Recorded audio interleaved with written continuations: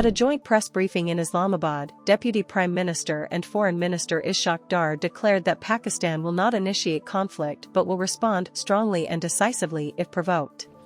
However, in case of any escalating move by the Indian side, we will respond very strongly. He was joined by DG ispr Lieutenant Gen Ahmed Sharif Chaudhry and Foreign Office spokesperson Shafkat Ali Khan. All three condemned India's posturing and allegations over the April 22 Pahalgam attack, calling them part of a familiar template to justify escalations and silence Kashmiris. Pakistan reiterated its demand for a neutral international investigation and called India's suspension of the Indus Waters Treaty a breach of international law. Dar warned that any attempt to divert Pakistan's water would be treated as an act of war.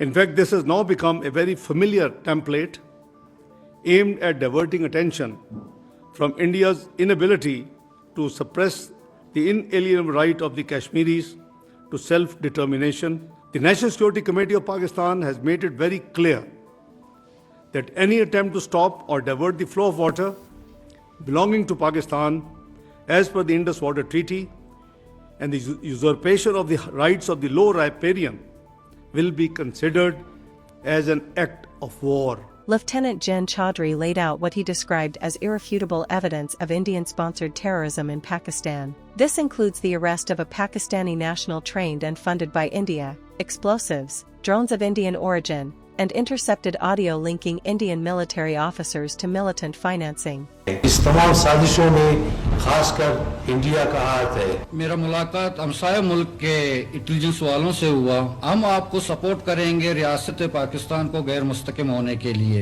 एक महसूस ताकत Bloch को सिर्फ एक pressure group के तौर पर इस्तेमाल करना चाहते हैं, या मैं समझता हूँ कि इसका नुकसान सिर्फ बलोच कौम का हो रहा है। दुनिया की नजरें तो हैं इस पे, इससे तो कोई इनकार नहीं कर सकता।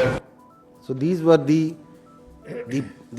leaders of multiple terrorist groups operating in Balochistan, who having after surrendered are revealing in detail that how they were funded, they were helped, and how their sponsorship was done by India.